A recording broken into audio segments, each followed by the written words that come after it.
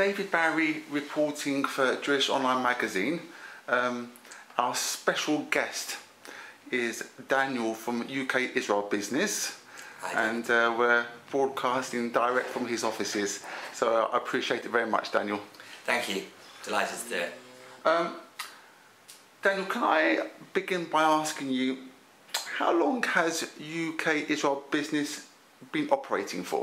UK Israel Business has been in operation for 2 years, as its present state is today. But previously, it was known as the British Israel Chamber of Commerce. There was also the Israel-Britain Business Council and many other different entities doing different things. So what we did was bring them all together into one central port of call, which is now known as UK Israel Business.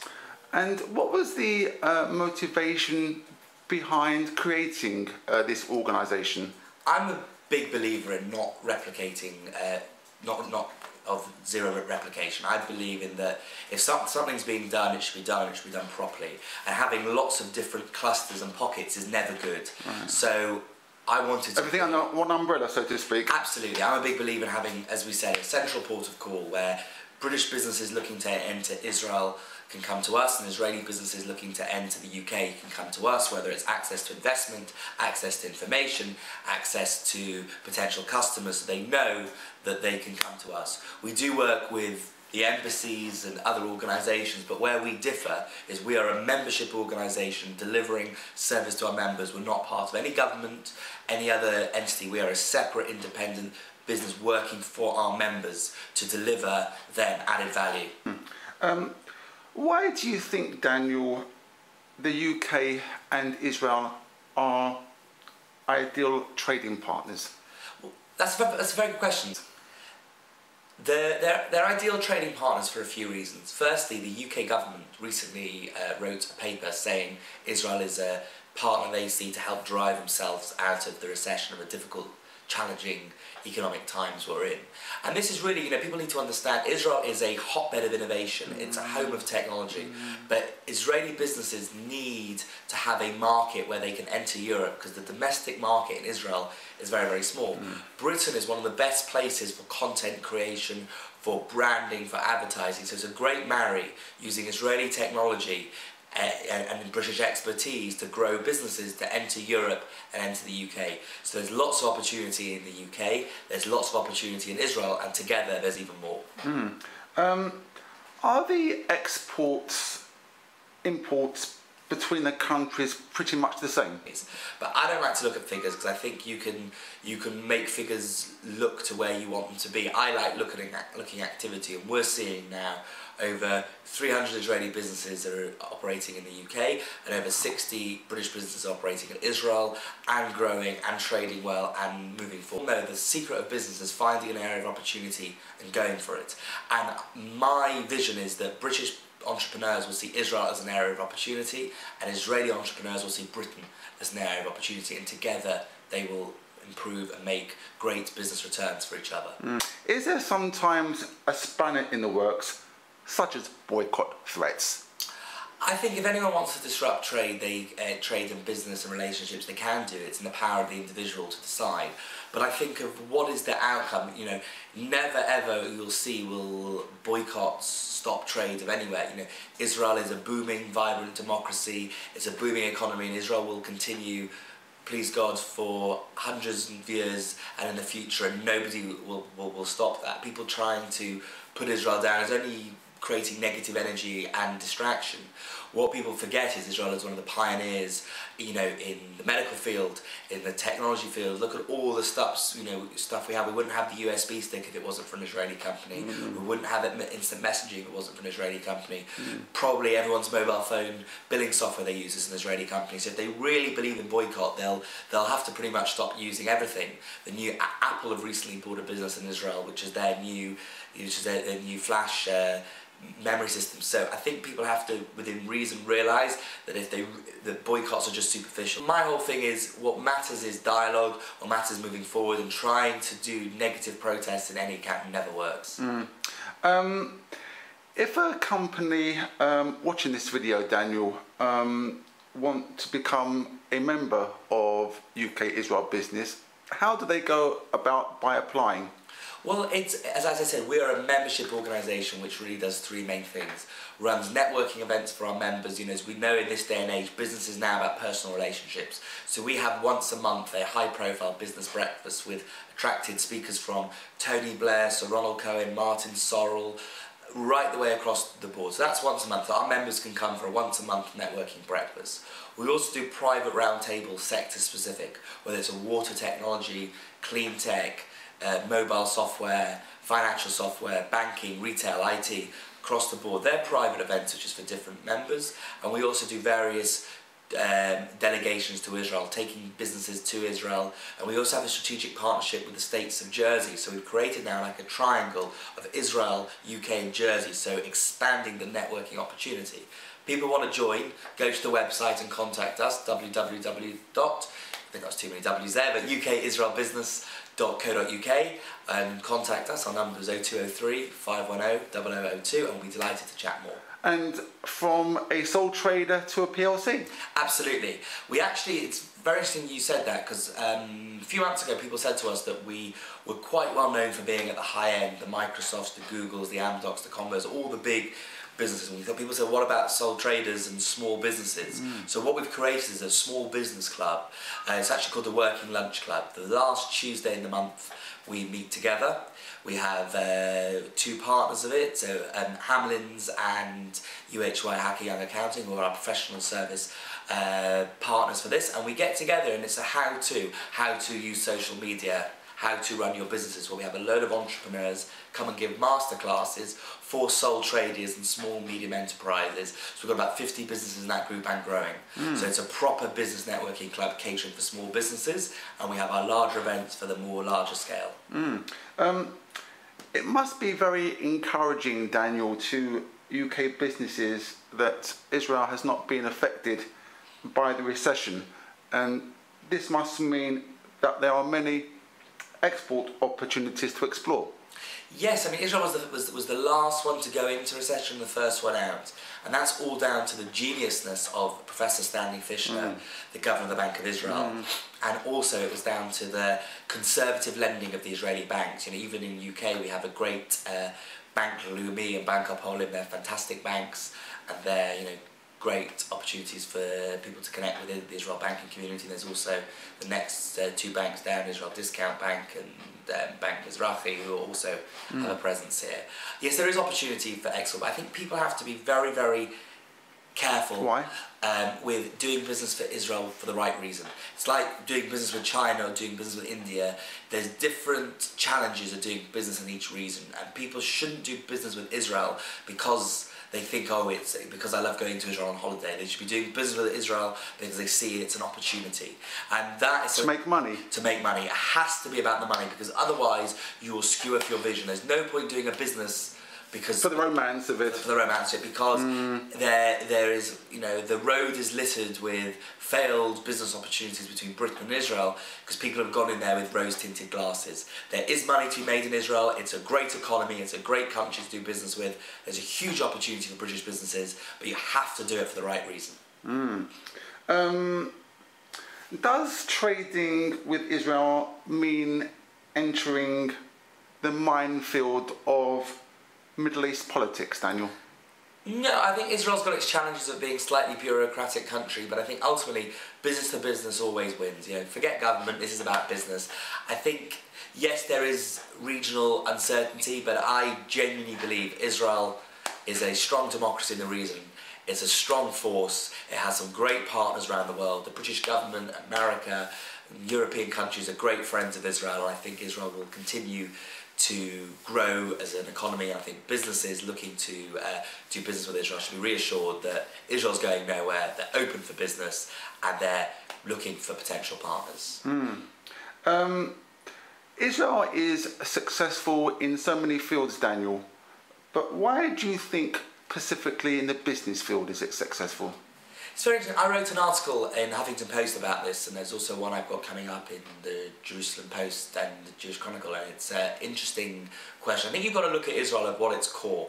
It has that post-Holocaust entrepreneurial spirit that we're going to succeed, we want to make a difference. It's also got, as Yossi Vardi puts it, the Jewish mother syndrome of being pushed as a child.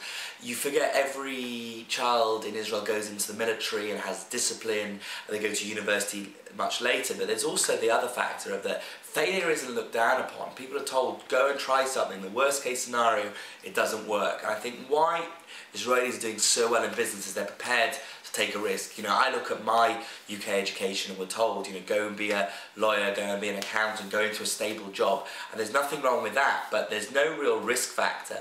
And I think what Israel offers, and it's a challenge, because I think the UK, we've got some great professional services. I think we need more people trying to go into the business world. But there's a huge risk. There's a stigma of failure. There's making sure you can raise the right capital. But Israel, there's access to capital.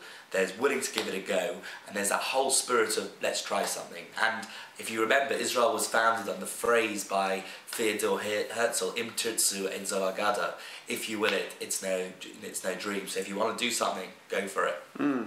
If there is a cultural difference, Daniel, would UK-Israel business try and help bridge that gap between the two companies? It's a very, very good question we get asked often. I think where we play an interesting role is helping manage expectations, because there is a huge cultural difference. I remember my first business meeting in Israel. It was a boiling hot day. I was there in a suit and tie. The guy I was meeting with was there in a shorts and t-shirt. I think Israel, it's about the content, about the product, not about the looks, whereas Britain is much more polite and much more process and much more formalities. But yeah, I mean, often we get involved, we say to people, you know, help. At the end of the day, the best way to describe us is a matchmaking agency, matching businesses together, matching money and businesses, matching information and businesses, matching business and business. So anything along that process we can do. Including language? We don't get involved in the language. We know some of our members are translators and do that, who can deal with that, with that technicality. We don't do any of those information-based services. We'll outsource it to our members, make sure they get benefit. And why do you think it's important for your members? I know we've touched on it a little bit in this interview, Daniel, but why do you think it's important for the members of UK-Israel Business to network? I think it's important. I think we have to realise, in a difficult, challenging economic times which we're in, you have to realise that the way business is done, it's always gone back to the old-fashioned way. It's about relationships. You and I both know that if you have a relationship with someone, they're willing to give you a go. Ultimately, you have to have a good product. Business has to speak for itself, and you have to have something to offer. But then it's about communicating that to the potential customer. And what better way to do it than a face-to-face meeting in a safe environment? People come to our events. We're a well-known, trusted brand where people see that we have good quality events, good quality networking. So why not, so as a membership, come to an event, and it's a way in which you know, if you spend money on an advert in a paper, the chances are someone's not going to read it. And for us, we're giving you, for almost the same price as an advert in a paper, we're giving you access to people, and it's a much, I think, better value for money, and it's something which ultimately is the way in which I think business should be done.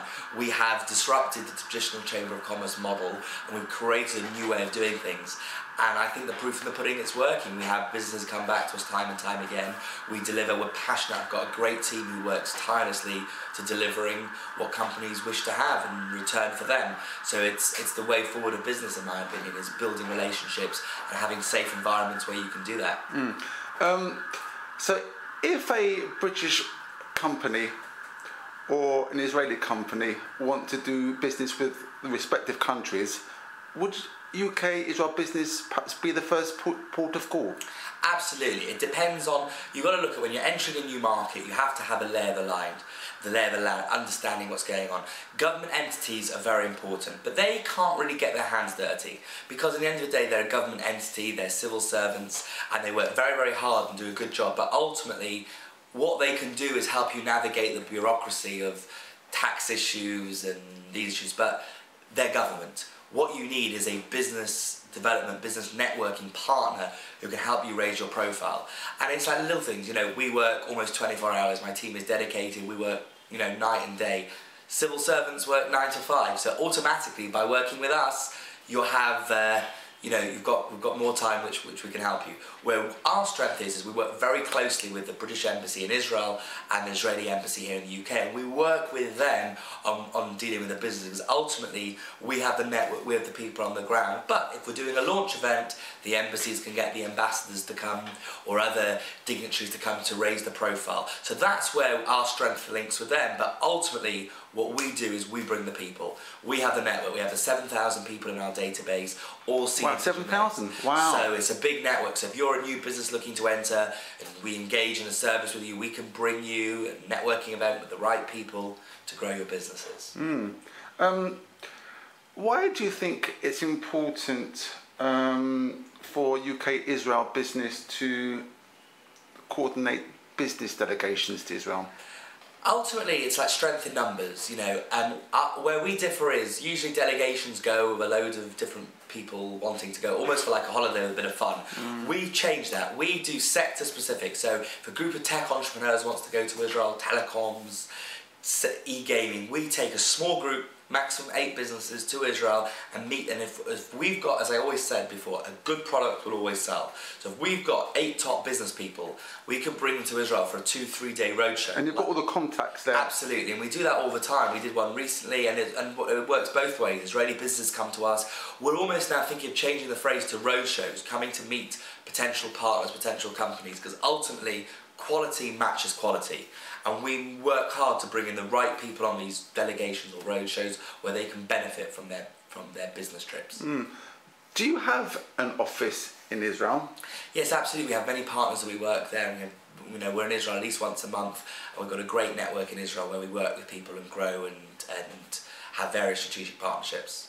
So basically, Daniel,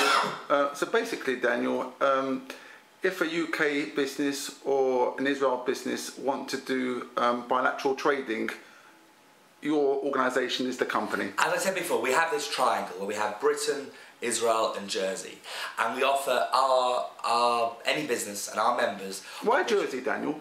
I'll answer that one in a minute. So okay. We offer our members opportunity. If you want to network within the UK business community, you want to network within the Israeli business community, or network within the Jersey community, we offer that. We also offer the 3-way action. So Jersey businesses entering Israel, Jersey businesses are entering UK, etc. So we offer a whole comprehensive networking approach. The reason why Jersey is that for obvious reasons people want to have an offshore partner where they can structure, and we looked at Guernsey, Isle of Man, Bermuda, all the other jurisdictions, and we realised that Jersey had the best offering, and we're delighted to be in our 2nd year of a strategic partnership with the states of Jersey.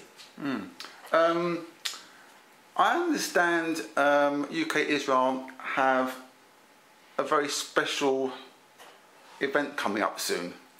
Yes, that is correct. Can you tell Jewish Online Magazine about this? Yeah, we are organising the largest business event between Britain and Israel. As I said, certainly in the past 10-15, it's called Innovate Israel. We're bringing over 50 Israeli companies and connecting them to over 300 entrepreneurs and investors from the UK. So it's a one-day event co-chaired by Yossi Vardi and Mark Worth, bringing the best of British technology, marrying it with the best of Israeli technology.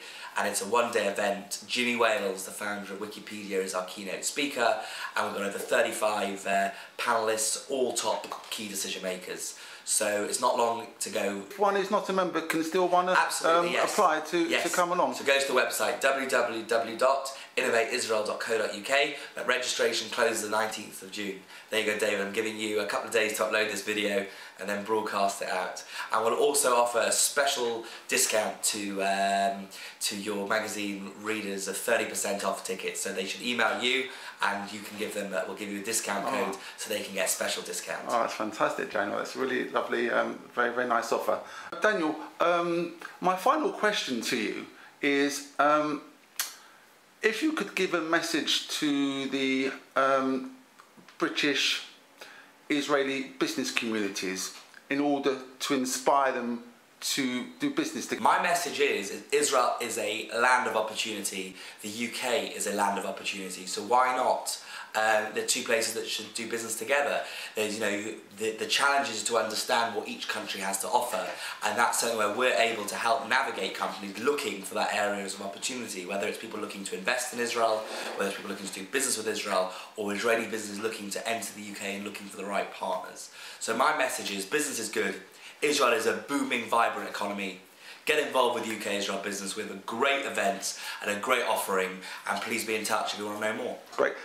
Daniel from UK Israel Business, thank you for joining the Jewish Online Magazine. Thank you.